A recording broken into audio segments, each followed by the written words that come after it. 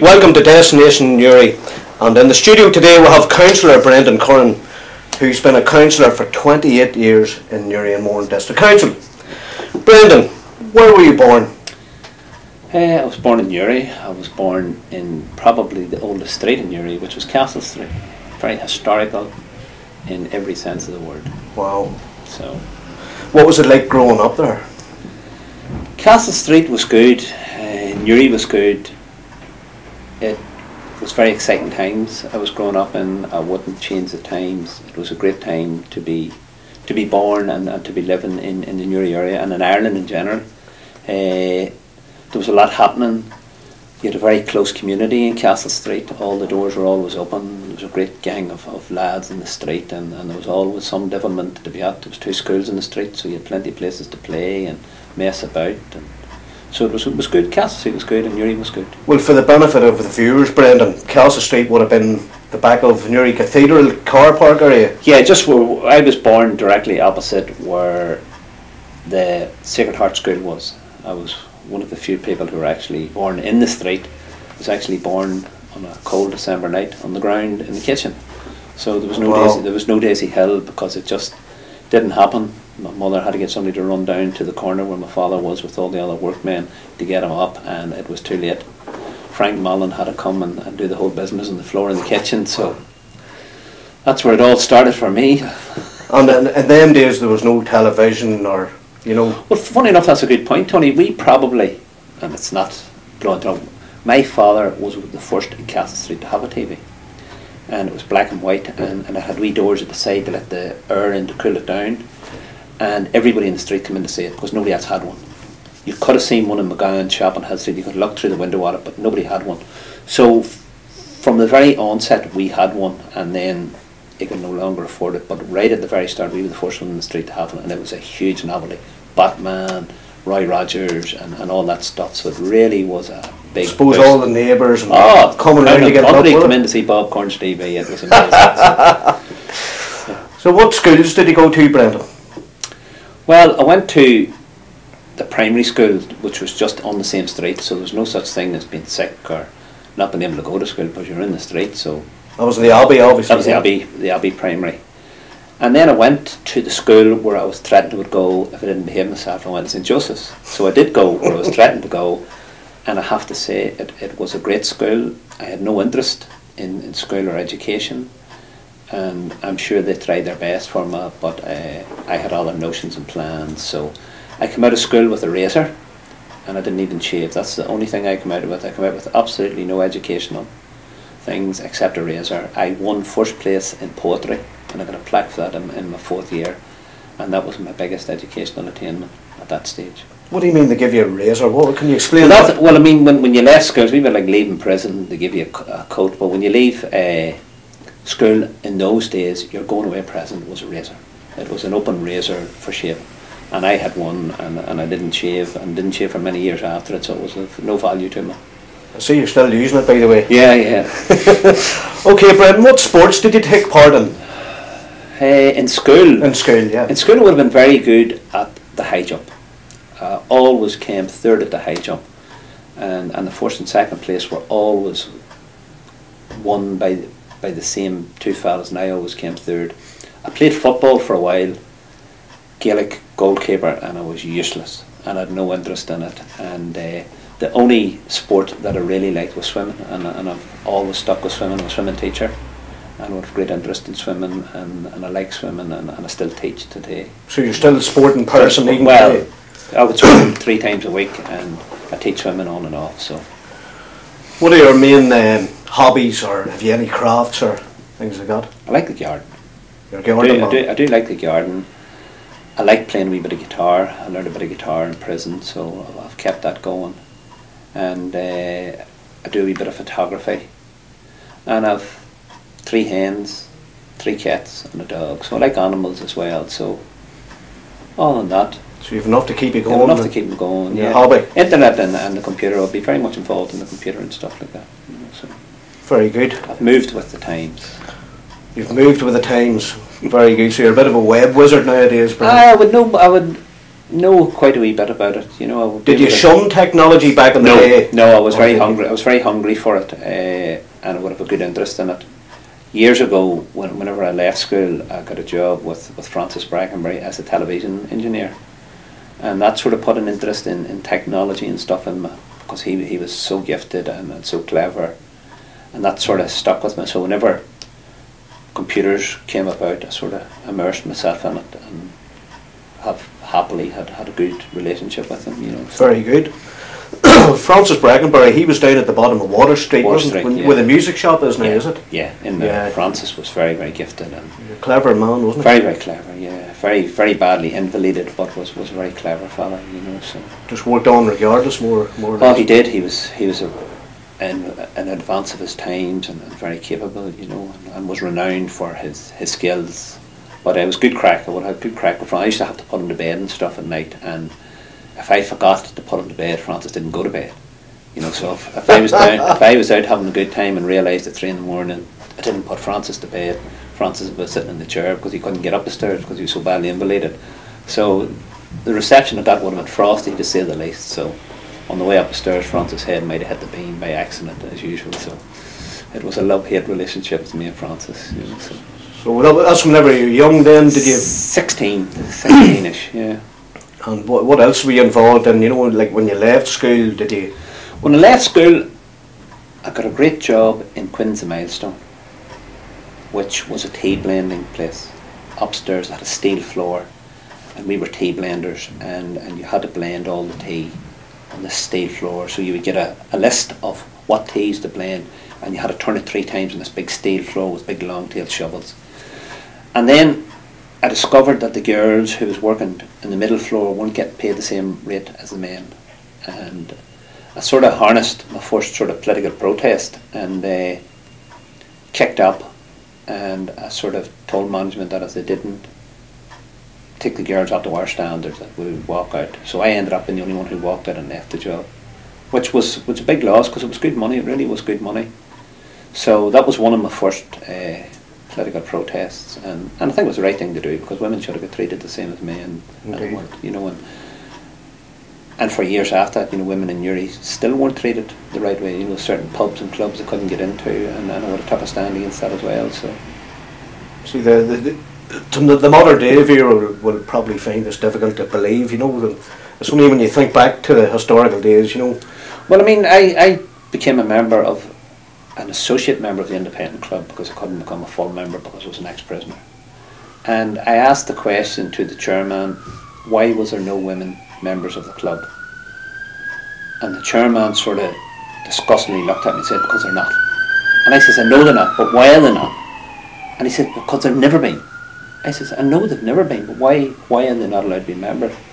So he then quickly asked the next question. He just run out of, without telling me to F off, he just run out of things to say to me. He just wasn't taking it anymore. And that's within my living memory. I mean, the independent club, women weren't allowed in during the day on Saturdays or Sundays, but they were allowed in at night if men signed them in.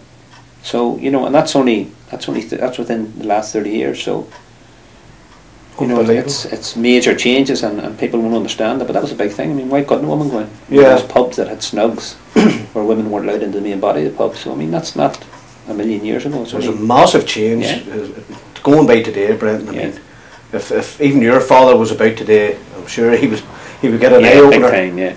You know, and there's some people would like it the way it was. You know, yeah. Personally, you know. Well, tell me this, Brendan. What's your favourite music or bands? Oh, where would I start with that? I like Van Morrison. I like Joe Cocker.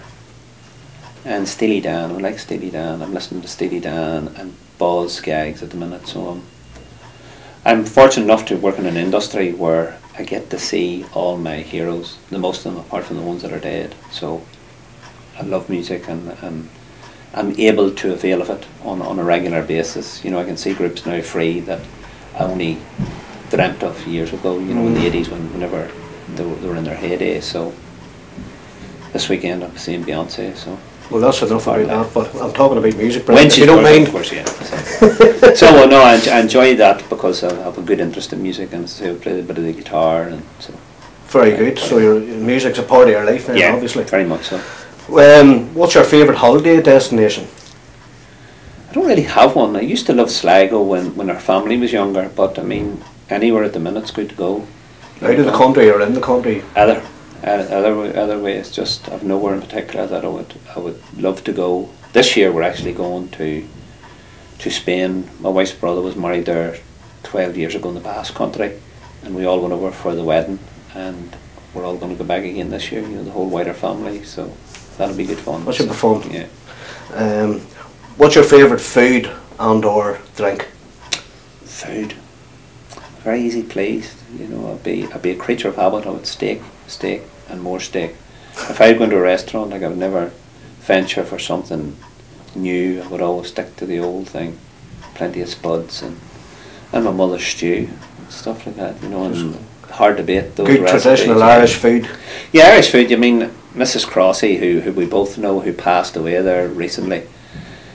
My daughter pushed me into going up and getting the recipe for her soda bread off her, and we went up and we filmed her making it. She told me to come up on a Thursday when she was making it, and she was 94 or 96, and she allowed us to film her making it. She gave us a recipe, and we watched her doing it, and we have that. That's terrific. So, and she told me, she said, you know, this is very old recipe. She said, this is 300 years old. I said, is it? She said, yeah. She said, you know, there's a story behind that recipe. She says, that recipe saved our family home. I said, kiddo, how's that? She says, well, we lived in Mayo Bridge, or I think it was out between Mayo Bridge and Durlecky at the time, and the Redcoats, the British Army Redcoats, come out 300 years ago, and they were carrying out reprisals and were burning down houses for some Republican attacks was carried out on them, and they came to Mrs. Crossy's house, and when they came into the house there was freshly baked soda bread and jugs of fresh cream on the table for the family, because they were a very cooking orientated family, and they sat and they drank and ate the bread, and they went across the road and they burnt down O'Gorman's house, who would be T.R. O'Gorman's family house. My goodness. And the reason for not burning down Crossy's house is because they could come back on occasions and avail of, even though they stole it, that hospitality, whereas if they'd burned it out they wouldn't. And so it really was a unique recipe to have, 300 years old, and if you knew Mrs. Crossy or Alice as you do, I mean, their bread is unbelievable. Well, it speaks volumes, and not only that, they all lived to a big age. Oh yeah. Wow. Yeah, Alice was 100.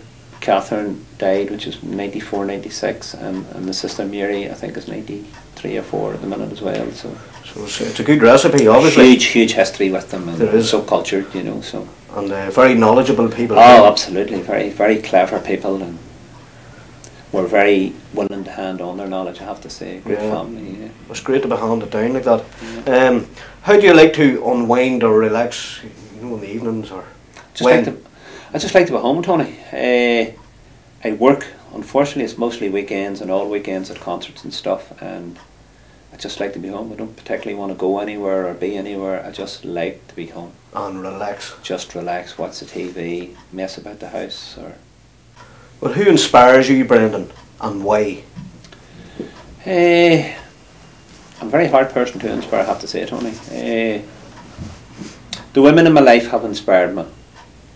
My mother, my wife, my father inspired me great. People like Mrs. Crossy inspired me. I would find it very hard to find somebody who would be worth looking up to, I have to say, but those are some of the people who would inspire me. Our party leader, Gerry Adams, is in a league of his own, and what he's had to personally suffer, and our party, but I think he has always been out there in advance of all the rest. And so I would be inspired by Gerry Adams, and would have great time for him personally and our politics. So that would be who would inspire me. Very good. What was your proudest day as a councillor? Oh, as a councillor, well, proudest days, you know, you could have a few of them. You know, when my children was born and when I got married. As a councillor, it would be hard getting elected, I think. You know. Yeah. Well, I'm sorry to break your word, you were the first Sinn Féin councillor elected in Newry and Mourne District Council. I was, and I was the first in, I think it was 67 years the first Republican, Sinn Féin Republican, I mean, elected in Newry. And in those days it was very hard to get anybody to stand, because it was a very dangerous time, and to represent people who didn't have a voice, I thought was a very proud moment, and to actually pull it off, because I mean, lots of people in those days voted for the establishment parties, and our brand of politics wasn't very easily to sell to people and to get people engaging, even though we had support. The media, I mean, you had censorship, you had shooting of us dead, attacks, imprisonment. So it was very, very hard to get our message across in a fair and open way like everybody else. So I think that probably was my proudest political moment, was to get elected, to give people a voice who didn't have one, people who I seen were downtrodden and abused and murdered on the streets, and the victims. So I think that was my proudest day. You couldn't top that. Have you represented all factions of our community? Well, I would like to think so, and everybody would like to think, but I mean, I really did. I mean, at that stage I was asked by the Republican movement to become a councillor. That was 1985. I was also getting married in 1985. I had been in prison for many years, and I got out and I found it impossible to get a job. And finally I did get a full-time job with a pension. And the dilemma I had and my wife was, for me to be able to stand as a councillor, I would have to give that job up, which was a big sacrifice, particularly in the light of the fact that you went on the dole and you get next to nothing for being a councillor. I mean, you get next to nothing now, but I mean then it was even worse. So that was a big sacrifice for me, and it was one which I done and done willingly, because it was the right thing to do, and I've no regrets about it. You know, I would love to have still, you know, have been the lifeguard and had that constant income, whereas I just had to forgo it, and that was a big decision. So that was one of the big choices I had to make. Is there a big change in your representation nowadays? The diversity of Newry and Mourne, I mean, it's a wide diverse of different communities. There is, you know. I think I would have a peculiar type of following, you know, which would be outside of the, you know, the Republican following, and I've continuously stood in different areas, been moved around, and it's hard to keep a following. But I have people who like the Republican brand, and also who like my brand of it. I don't suffer fools gladly, and if people come to me and I think that, you know, they should be told the truth, and I tell them the truth, whether that suits them or not. And sometimes that doesn't go down well with people. Mm-hmm. And sometimes people think you should be two-faced and say the right thing just to get people's votes, and I don't do that, and I never will do that. So it's hard to be current. It's hard to be relevant to people all the time, and I've been successful in that, and that's very hard to do, and anybody who's elected will realise, you know, to get constantly elected is very, very hard. And I think part of that is if you're genuine about what you do, and if you have a good workload, and if you follow up things. And it's easier now to be a Republican representative. You know, they're not killing you in the street and victimising you or your family, and I think that's an unseen side of it. Mm-hmm. That it's not easy being a Republican. I mean, I was sitting at the table the other night with my children, and we still have that threat, and the worry of that threat of danger, particularly to our children and ourselves. So it's not easy being an elected representative, mm-hmm. and you can be victimised and ostracised as a result of it, and your family. So it's not an easy road to go. You know, mm-hmm. if you were middle of the road politics, or if you were some of those other non-contentious parties, politics would be a doddle. But the brand that I've followed has not been easy, I have to say. I suppose especially with the Russians and, you know, Eastern Bloc countries and Brazil. I mean, they're coming in. All these people are coming in from all around the world. I think it's great myself. You know. I have to say I welcome challenges, is it? I welcome the new nationals and embrace it, and particularly the Polish community would do bits and pieces with regard to the Polish community, and there is people who, I mean, today actually put on on Facebook, you know, racist comments about, you know, they're over here taking all our jobs. What a load of nonsense. I mean, people who are over here are working their butts off. They're doing work that lots of other people mightn't bother their backside doing. And I think they add greatly to our community in every way. Yeah. They keep our schools going, they do the work and create work as well. So, I mean, I have no problems about the change in times. Have you got new challenges then with these new diversity groups, you know? Well, a lot of them are inclined to stay in their own groups, and it's only in dire situations where they reach out to our communities. But I mean, there's a lot of things going wrong in those communities which they also keep to themselves as well, which I think we all need to make an effort to crack and to help them resolve. Well, what are your hopes for Newry and Mourne in the future, Brendan? To grow, to have facilities, and for them to be open and equal to everybody. I think we need, particularly the council, I think we need vision in our council. I think there's a severe lack of vision in our council, particularly with regard to facilities and things like that. I mean, we've just recently opened a mountain bike track in Rostrevor, and that's great. And the same Slieve Gullion, we've opened a children's multi-activity playground. But we seem to stop. Once we do it, we seem to stop. We don't develop. I mean, there's not enough car parking spaces. There should be camping facilities. You know, we need to be building. It's seen as, you know, you've done enough once you've done it. Whereas if it was a business, if it was my business or your business, you'd be saying, that's great. How can I add to it? What else would people be looking for? And I think that's where our council's fallen down. And there is one or two in the council who has vision, but it's down to one or two, and those people who do have any push in them, they're being inundated. And I think there needs to be a whole rationalisation, and we need to be maybe buying in from the business community, people who will put that business edge on, who will get a return for the ratepayers' money that's spent on it. Because that's what it's about. It's about getting a return. It's not enough just to provide it. You need to get a return so you can provide other facilities. And I think there's not that attitude to it on the council. Very good. What are your fears for Newry and Mourne? My fears is the violence that takes place day and daily, the unseen assaults, the nighttime economy, the brutality that goes on in our streets, and nobody seems to care. The amount of people who visit Daisy Hill with assaults, which goes unrecorded. I mean, it doesn't show up in any statistics anywhere. It's seen as private, confidential information. And if we seen the true amount of it, then we might take steps about it.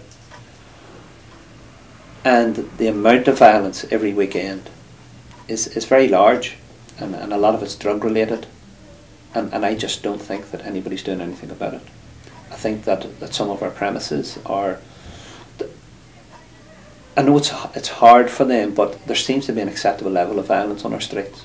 You know, as long as nobody gets killed, it doesn't matter if somebody kicks your head in and you end up in the brain injury ward. As long as you don't end up on the death statistics, nobody's really going to, you know, kick up too much about it. Yeah. And the amount of people that suffer serious head injuries is colossal. And I mean, I remember meeting a young Polish man, a very fit, able, fine lad, who actually crashed into my son's car, and looked at the car. There was no problem with the car, and, you know, told him there was no bother. And I found out, you know, just a short time ago, that man is in a vegetative state, that he got brutalised on the streets in Newry.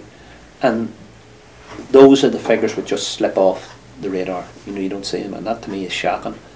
And the fact that nobody's doing anything serious about it is shocking. I really think that the nighttime economy needs to be badly shook up, and I think it needs to be led from the council. And until it happens to some of their children, I don't think anybody's going to take it seriously. I just think it's terrible what's going on, and it is going on, and it's been allowed to go on, and I see it because of the industry I work in, and I know how bad it is in other places. But in Newry is where I live, and that's what I'm concerned about most, and I just don't see people taking it seriously enough. And is it down, well, do you think it's down to the council, the police, community groups, or who, you know, what way can I rectify this? Well, I think the council must take a lead in it, and why do I say that? I say that because the council gives the entertainment licences to the premises. Now, if those premises aren't proactive, both inside and outside, and I very importantly say outside, it seems it's all right to do what you want outside the premises. As long as it's not done in the premises, or if somebody's caused a problem, we'll throw them out of premises, and then that's the problem solved. It's not solved, you know, and the police will verify that. But I mean, there needs to be a joint effort. There needs to be a licensing issue where premises need to take control of what happens immediately outside and maybe to the middle of the road. Now the premises turn and say, oh, we're not insured. Well, they just need to get themselves insured to do that, or else maybe they shouldn't get a license, because it is so serious and people are being so badly injured. And if they're serious about their business, then they'll take the outside serious as well.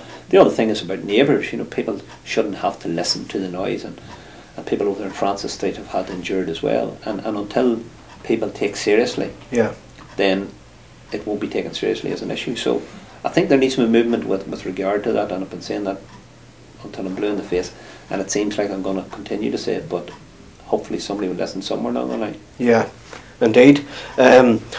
What can be done to unify that all the diverse groups in our community? For instance, you know, is there such a thing as a community concert, or is there anything can be done by the council and or other groups, community groups, to get the ordinary people of Newry to know who their new neighbours are? Aye, well, we spoke earlier on about Castle Street and when the doors were open and all, and Ireland and Newry in particular was always very well known for that, and it's not the same anymore. You know, people aren't as friendly or as neighbourly in some areas as they used to be years ago, because of the different threats, and as drugs or the fear of drugs and robberies and all the rest of that. Some of the community associations do great work, I have to say. They could always do better, but I mean, some of them do good work. And I think that's the type of thing. I don't think they should be allowed to stay satellite in their own groups. I think there needs to be outreach there. I think there needs to be hand-holding and attracting them into our mainstream where you can, without offending their cultures. And I think we do that in schools and all the rest of that. But I think there does need to be more effort done on it, and there is more room for improvement. But I think there are lots of people doing good work. I mean, I was invited to the Polish school ceremony day there a few months ago, and it was great in the Abbey, to see all those young Polish children coming in and honouring their culture, and at the same time being involved in ours and playing a very active role in our community. So there's a fine line of trying to make them all Irish, and that nobody wants them to be Irish, but I mean, you do need to help them and help people who's actually maybe offending them or ripping them off or abusing them. I think that's one of the things we could do. So. Very good. And finally, Brendan, can you give a message to the people of Newry and Mourne from Destination Newry's studio here today? Well, I think Destination Newry is a small sample of the type of things that's going on in Newry. Local people have an idea and they're going forward with it, and it's touching all the lives west through the sporting medium, and Destination Newry will be very much up for that and involved in that, from a sporting point of view. Is I think the people of Newry need to be out there, and particularly with councillors, they need to elect people that is going to fairly represent them, and they need to see through some of the hype, and they need to call their councillor. Sometimes I think people think councillors and the police have a crystal ball and they know everything that's going on, unless you ring somebody and complain to them and then get back to them. Because I mean, I'll give you an example. If Tony Smith contacted me because he had a broken back door, I'll contact the local housing executive. They'll say, yeah, Brent, no problem, we'll sort that out. And maybe 5 times out of 10 they don't bother their backside. Tony Smith goes away with the attitude that Brent Curran never bothered his backside, and then he gets on to somebody else and somebody else. So I mean, it's a two-way thing, because you've contacted in the first place, and or maybe, I mean, once I contact the housing executive official or the council official or the dole official, I'm assuming that they've done what they're paid to do. But it's not always the case. So, and you know, a message for the youth of today, Brendan. Have you got a, you know, due to you know, the economic situation? I mean, there's not much money going about. I'm sure there's some very clever youth out there who would love to get going and create something big. You know, have you any message for the youth of today? Well, Newry is blessed with, I think it's the biggest, youngest population. And I mean, you've seen from all the schools, and it doesn't have to be the high schools, that there's a very high standard of education in Newry. I think people should stay where they can at home. I think this business of going away foreign is a false economy, and I think they should be trying to develop and assist the local businesses and staying in their own community where possible, because there's a brain drain, there's a sports drain, and there's a social drain, and it's all to the detriment of Newry. And when I was growing up, you know, it was commonplace to go to England. I mean, all my brothers were sailors, they all went to sea, and Newry was to the loss of that. So where possible, you know, where people can get their own businesses up and running, or stick with the local businesses, and push people like the council to lever in more business and to get more jobs and to fight for more jobs, because I don't think they effectively do that or actively do it in any shape or form worth talking about. And then in Newry you have the Belfast Derry situation, or Dublin. You know, it never seems to happen in Newry. It always happens in those other places. So councillors need to be out fighting the corner to get the jobs, to get the investment. And people, I believe, are actively encouraged not to invest in Newry. And some of that is socially, and some of it from years ago used to be religious. You know, Newry wasn't a place to invest money, and you seen factories would come, they would get the 10-year tax-free grant, and then the minute that was up, they would go away somewhere else. You know, and people in Newry suffered just when they'd got to getting a lifestyle, then it was ripped out from under them. So Newry had a feature that lots of other towns hadn't got, where growing up men would stand around corners at night. There was places famous for it because there was no work, and the women didn't want them under their feet, so men stood at the corner yarning, and then maybe 11 o'clock at night they would go up home, and tomorrow would just be a repeat of that, and we're back in that workless era. But there is work out there, and if people put their minds to it, they can be inventive, and they can create enough employment to keep them going until the good times come. Very good, Brendan. I think that about ties it all up today, Brendan. I'd really like to thank you on behalf of Destination Newry for coming into the studio, and one final message for anybody out there looking to, instead of saying somebody going away to emigrate to Australia, America or something, have you anything to try and keep them here, or any advice for them, Brendan? No, well, you know, wealth is only one part of life, you know, and if you can keep going, as I said, until the good times come. I mean, emotionally you're leaving your family behind and all the rest of that, and sometimes it's good to go out there and spread your wings, but I mean, sometimes it's, you know, it's not so glossy in the places that you go, and sometimes there's hardship ahead as well. So, you know, think it out well. Don't go unless you're sure, and certainly don't go unless you have a means of getting home and something to fall back on, because you know, you could be jumping from the pan into the fire. Yeah.